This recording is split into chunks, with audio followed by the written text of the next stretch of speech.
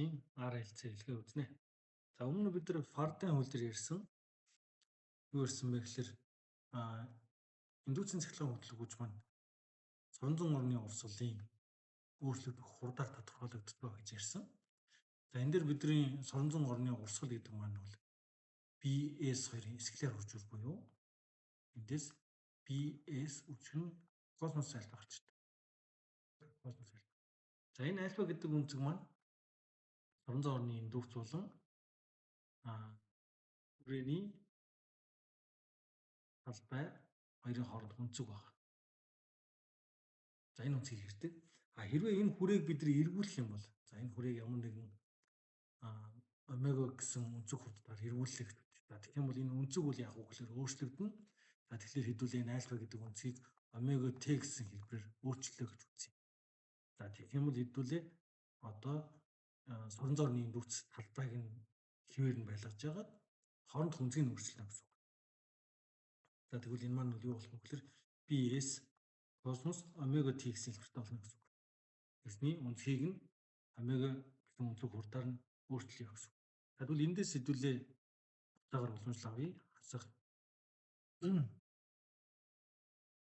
За энд бол N B S.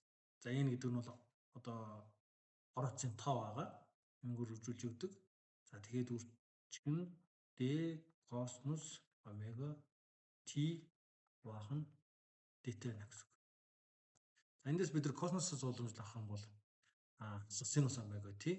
За тэгээд давхар функц учраас омега нь урагшаа гараад ирнэ. За тэгэх юм бол хасахтаа хураагдаад N B S үрчгэн омега үрчгэн синус омега Т гарч ирнэ гэсэн үг. За эндээс бидний хувьд NBS омега гэдэг маань энэ бол юу болж байна вэ гэхээр одоо хүчтлийн максимум болж байна гэсэн үг. Яслаа макс. Тэгвэл бид нар хүрээг соронзон орон дотор омега гэсэн үнцэг хурдтай эргүүлэх юм бол үүсэж байгаа индүүцийн цахилгаан хөтөлбөр хүч маань зөнөөс хамаарсан имсүнэн сүмгц гарч ирнэ гэсэн үг. За энэ үний максимум утга буюу E макс юу хүчтэй далайц гэж нэрлэж байгаа. За энэ далайц нь бол мэдээж соронзон орны индүүц их, орооцын тоо их, хүрээний талбай их. За тэгээд эргүүлэх үнцэг хурд буюу цикл давтамж муу адил их байх ёстой гэсэн үг. Э буюу 2PF. За энэ F гэдэг маань давтамж. За ингээд үзэх юм бол бидний хувьд бол үүсэж байгаа индүүцийн цахилгаан хөтөлбөр хүч их байхын тулд бол аль болох том хэмжээтэй байна гэсэн үг. Соронзон орны индүүц их байхын тулд бид нар их том соронзон ашиглана.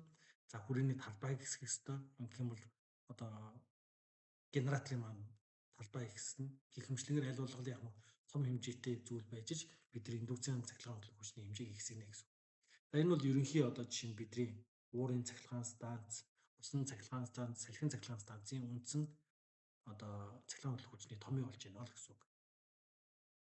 За энийг бид нар юу гэж нэрлэдэг вэ гэхээр AC буюу альтернатив current гэж нэрлэдэг. За DC гэдэг маань бол хугацаанаас хамаарат ингээд яах вэ гэхээр тогтмол байхыг бид нар DC гэж нэрлэдэг. За энд бол хугацаанаас хамаарат бол яаж юм гэхээр ийм гармоник хэлбэртэй гарч ирж байна. За тэгвэл одоо ийм одоо үүсгүүрийг бид нар хэлхийн тулд бол юу болдго юм бэ гэж. За ингээд идэвхтэй ямар нэгэн R гэсэн сүлжээтэй олбий. За энэ бол хувьсах хүчлийн үүсгүүр. За энэ үүсгүүр маань ямар хэлбэртэй байх вэ гэхээр E тэмцүү E max. За энийг хэдүүлээ хүчтийн максимум утга гэдэг утгаар нь V max гэж яах вэ? Бас бичиж болно. Вольт ч гэдгийг max. За тэгээ үржих нь синус омега Т гэсэн хэлбэртэй байна гэж үзье. За энэ R гэсэн үзэл болчих. За тэгвэл үүгээр гүйдэлгүй. За энэ гүйдэл маань бол юу байх вэ гэхээр бид нар копи үлээвчих юм бол V max синус омега Т тусган I R тэнцвүүтэй байна гэсэн. За эндээс бид нар гүйдлийг олох юм бол V max синус омега Т за тэгээ хуваахан R. За эндээс бол бид нар максимум хүчлийг R-д хуваасан юм. Хэцээг бол бидний юу гэдэг нь тэгэхээр гүйдлийн максимум утга гэж нэрлэе.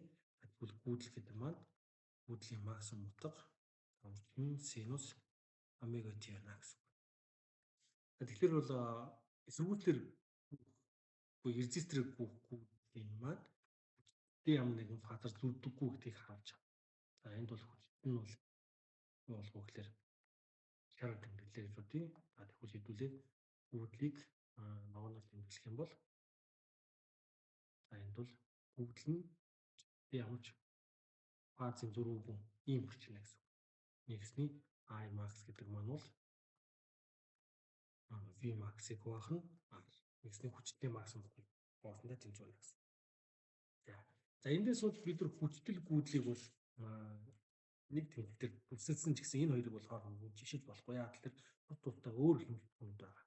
Энийг маш сайн анзаарах хэрэгтэй.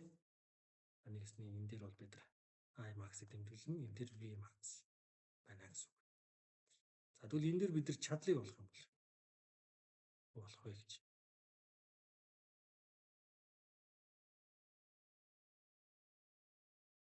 За чадвар гэдэг маань бол хүчтэй гүйдлийн үржүүр гэдэг. За P гэж үзэх юм бол I V-ийн үржүүр. За ингээд бодох юм бол I max үржин синус омега T. За үржин V гэдэг маань V max үржин синус омега T. За ингээд үзэх юм бол I max-ыг үржин V max за үржин синус квадрат омега T болно гэсэн. За эндээс синус квадратын функцийг дүрслэх юм бол нэгсний бид нар P-г хугацаанаас хамгаалуулан дүрслэх юм бол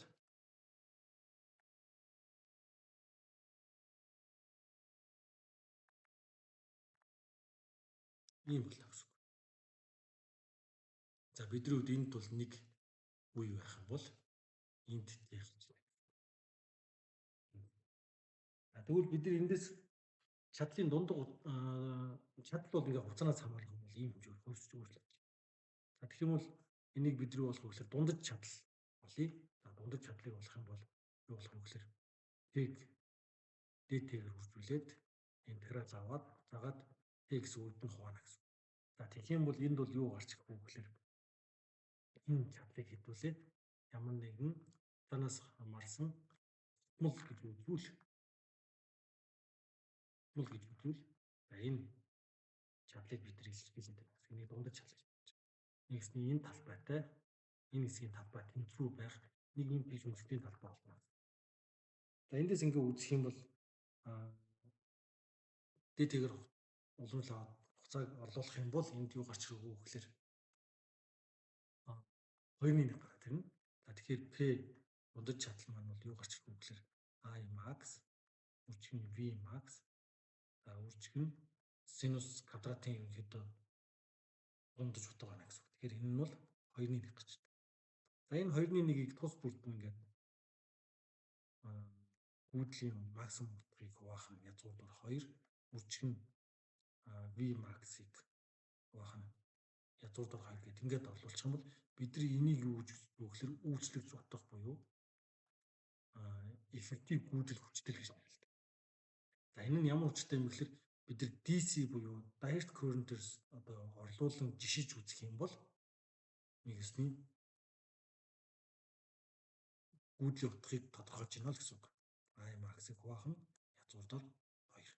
За V effective гэж үздэг гэж нэрлэдэг. V max-ыг хуваах нь язгуур 2. Энийг үйлчлэгч утга гэж нэрлэдэг. За энийг бол бидний хамгийн effective гүйдэл хүчтэй гэж нэрлэдэг.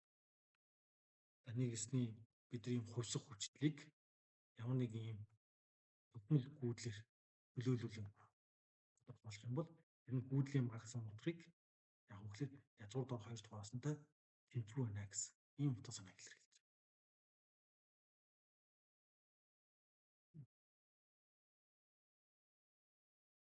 За одоо хэдүүлээ конденсаторыг хувьсах хүчлэлтэй холбоё.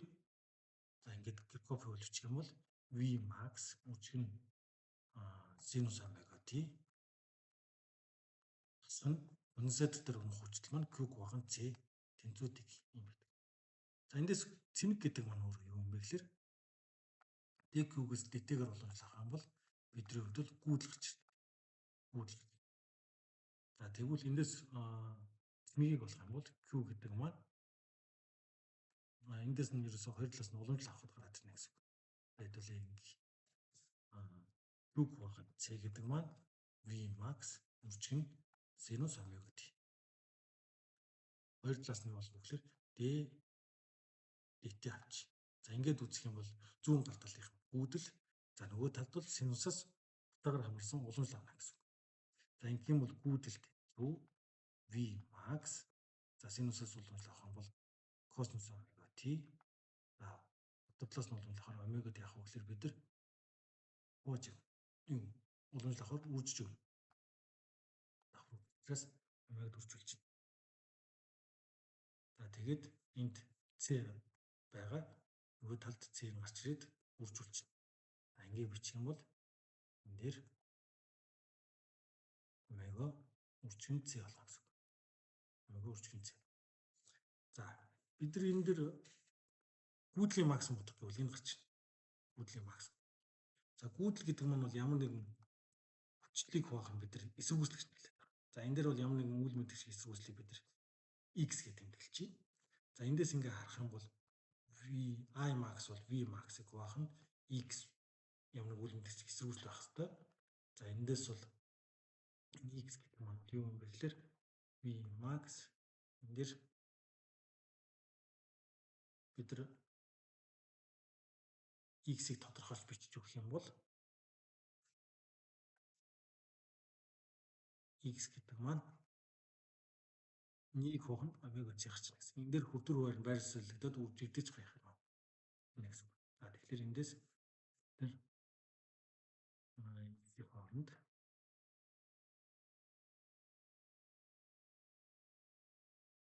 нэг хуваах нь омега c гэж боллоо. За эндээс x гэдэг нь бол 1 хуваах нь омега c буюу энийг бид нар багтаамж эсрүүцлэх. Амжид.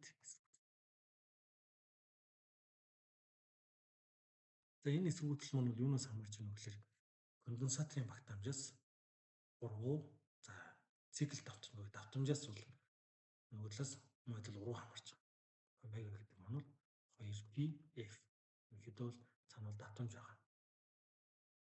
За ийм хамаардаг. За энүүний нэгж бол мэдээж ом гарч ирнэ. Яг тэр x гэдэг ямар нэгэн үйл мэдэгч эсрүүцэл байна гэж үзсэн. Тэгэхээр хуваах омега c гэдэг маань бол ом гэдэг мэлтэй гарч ирнэ гэсэн үг. Систем хувьд. За эндээс бид нар юу болох юм бол чадлыг болъё. За чадал гэдэг маань бол бодит чадал гэж нэрлэдэг. Бодит чадал маань бол I, V үржим хоорондын өнцөг гэдэг космос p.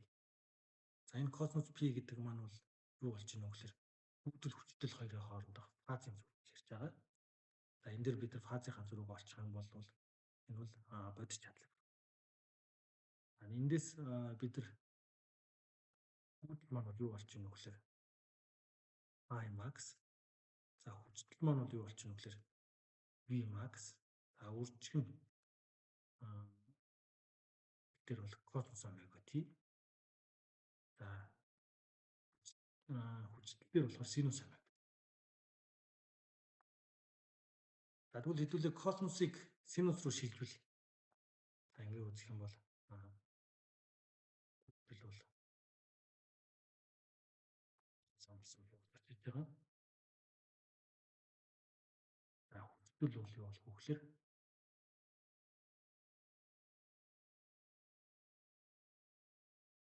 энэ байран салж. Энийг нэдүүлээ. Дэлгэж.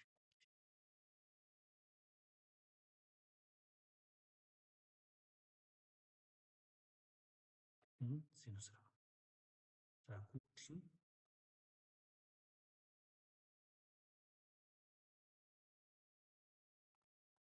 космосаар.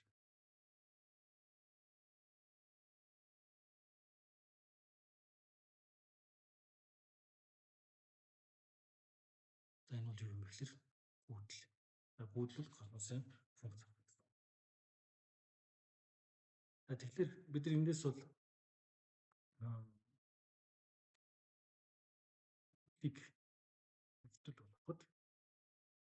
хүчлийг хүчтэй болгоход юу болох вэ гэхээр гүйтэл нь космос байгаа. I max космос омега t. За эндээс бол яах вэ гэхээр бид нар пик хуваах нь хоёрыг хасаж өгнө. хүчин синус болох юм бол омега t сан пик бахан 2 хана гэсэн үг. Гүү мэд. Пигийг орлуулгонгууд за эндээс ингээ үзвэл гүйдэл бол хүчтлээсээ бүх хугацааны туршид бол одоо пик бахан 2-оор төрүүл. За одоо эндээс ингээ харах юм бол тодорхой т гэсэн агшинд гүйдлийн байлаа гэхэд хүчтэл энд. За гүйдэл тэг болоход хүчтэл юу болох вэ гэхээр p гүйдэл хасах үед хүчтэл тэг. За гүйдэл тэг болох үед хүчтэл хасах утга. Тэгмээс ингээ харах юм бол юу болж байгаа юм гэхээр гүйдэл дурын агшинд ийм чиглэл рүүгээ байх юм бол хүчтлийн түнээс 90 градусаар хотлон. За эхний одоо т тэнцүү 0 агшинд ийм байлаа гэхэд дахиад нэг тодорхой т тэнцүү т агшинд болоход гүйдэл энэ чиглэл рүү гарч ирэхэд хүчтэл түнээс үргэлж 90 градусаар хоцсон. За ингээд 90 градусаар хоцрох үед бид нар юу ашигладаг вэ гэхээр дурын агшинд 90 градусаар хоцроод байгаа учраас энэ дэр фазер диаграмын арга гэдэг гаргаж байна. Яагаад тэгэхээр хугацааны турш одоо чинь дурын хугацааны турш яадаг вэ гэхээр пик бахан 2-оор хоцордог буюу энэ онцгой маань тогтмол байна. Тэгэхээр энд бол фазер диаграмын арга ашигладаг. Тэгэхээр космос бидний юу болох вэ гэхээр 90 хана гэсэн. Космос юу болох вэ гэхээр бидний хувьд бол тэг болдог.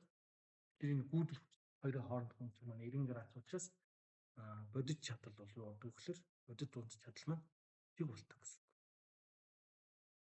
За ийм юм гарч ирдэг.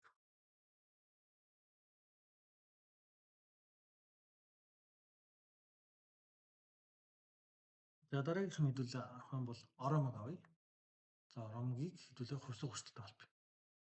За v max үржихийн синус омега t сан оромог дээр унах хүчил маань гүйдлийн хурдаас хамаардаг.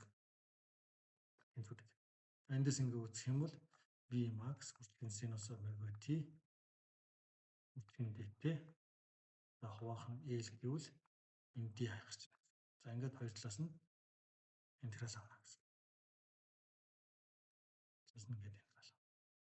За ингийн бол гүйдэл маань юу гарч ирэх вэ гэхээр v max синусын олон интеграл бол асар космос омега t давхар хүмүүс учраас бол омегад нь хуваана омега l.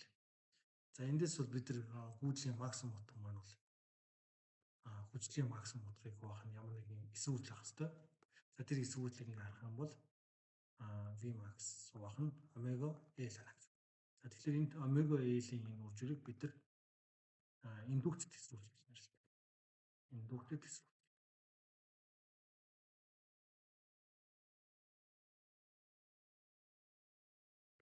Системээр ингээ үзэх юм бол омега l-ийн үржир маань бас он болно гэсэн үг. За ийм эсвүүлцэлтэй байна гэж үзээд бид нар бас муу адил бодит чадлыг олох юм бол I v үржим космос бий байна гэсэн. За эндээс ингээ харах юм бол гүйдлийн утга нь бол хасах космос. За энэ гүйдэл хугацаанаас хамааралтай зургийг хасах космос гэдэг маань бол ийм болчихно. За нөгөө хүчтэй маань болохоор синус байгаа. Тэгвэл бол синус. Энэ нэг бол үед максимум таван ингээд. Эндээс ингээ харах юм бол хүчтэй нь гүйдлээсээ үргэлж 90 градусаар явах гэхээр төрүүлж байгаа. Тэгэхээр юу болох вэ гэхээр хүчтэй ингээд авах юм бол гүйдлээсээ 90 градусаар хоцорно. Хот цэний дараа v ийм хэлбэртэйх нь гүйдэл хүнээс 90 градусаар хоцорно. За тэгэхээр энэ муу адил фазын зураг маань бол I v max. За v max байж болно. За тэгээ үржим хоорондын өнцөг. Энэ дээр эффектив утга.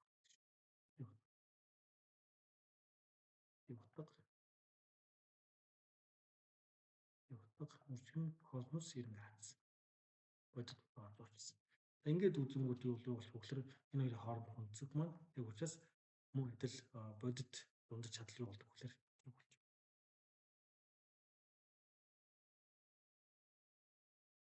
Одоо хэдүүлээ энэ үздсэн бүх юмнуудыг нэгтгэн үзье. R, C, L гэж үзэх юм бол энийг R, L, C L гэдэг хэллээд байгаа. За ингээд өмнөх бичих юм бол юу curve үлдэх юм бол V max үчиг синус omega t IR асна Q кохан C асна LDI dt. Ийм хоёрдугаар ирмийн дифференциал тэрстэл бол цаанаа бол. За энийг хэдүүлээ арай илүү хэлбэрчлэе. Юу болох вэ гэхээр энэ гурав маань бол буу холбогдсон учраас гүүдний гүйдлэх. За I эсвүүцэл дээр болохоор юу болох вэ гэхээр IV-ийн хооронд ямар нэгэн фаз зэмжлэг болохгүй. За конденсатор дээр болохоор гүүдлийн хүлээд байгаа. За гүйдэл бол баруун тишээ байх юм бол хүчтэл нь доош байна гэсэн. Юун дээр болохоор оромог дээр буюу юу болж ийнө гэхээр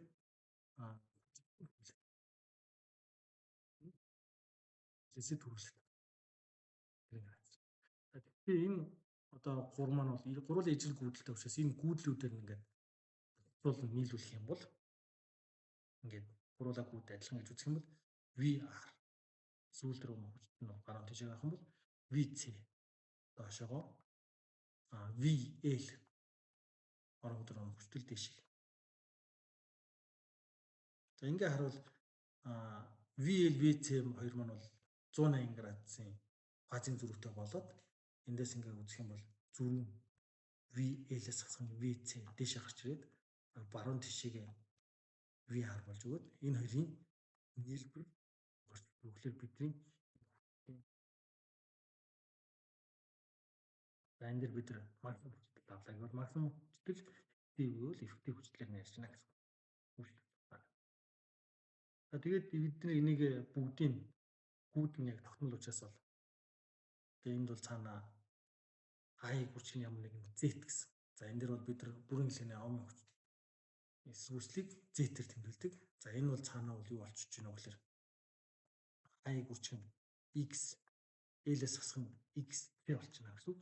За энд бол I R буюу бүгдэнд нь I байгаа учраас энэ гурвуулныг бид нар бүгдийг I-д нь хувачих юм бол юу гарч ирэх вэ гэхээр энэ гурвуулжинтай төсвөдөө гурвуулжин гарч ирэх. Буюу Z за X L-с хасах нь X T.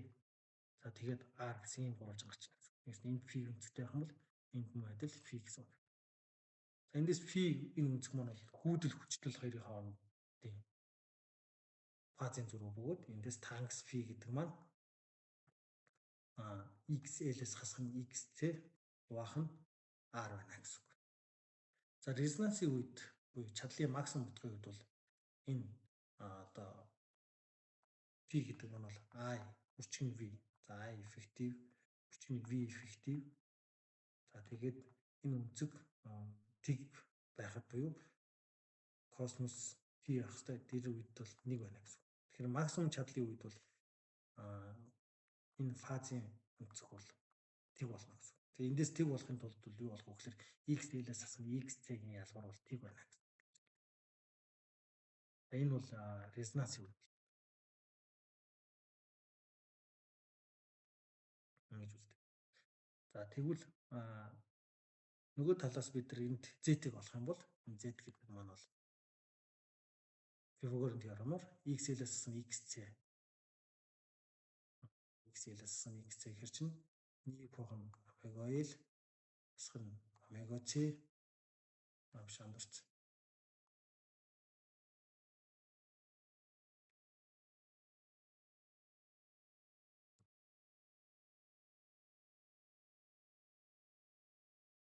Нэг кохон omega L-с хасах нь 1 кохон omega C. Тэгээд үүний квадрат. Тэгээд нэмэх нь R квадрат. Энэ бол R хэлцээжлэхний бүрийн эсвүүцэл болж байна гэсэн үг. За тэгээд энэ ялгуур бол тэгтээ тэнцүү болох юм бид нар резонансын омегаг болж болно. За эндээс омега болох юм бол энэ ялгуур тэгтээ тэнцүү байна. Тэгэхээр омега L тэнцүү 1 кохон omega C буюу эндээс омега тэнцүү язгуурдаар 1 кохон LC ийм цикл давтамжтай байх юм бол энэ хэлхээний максимум чадвар хүрнэ гэсэн үг. За дараагийн видеон дээр хэдүүлээ RLC хэлхээтэй холбоотой жишээ бодлогуудыг авч үзнэ.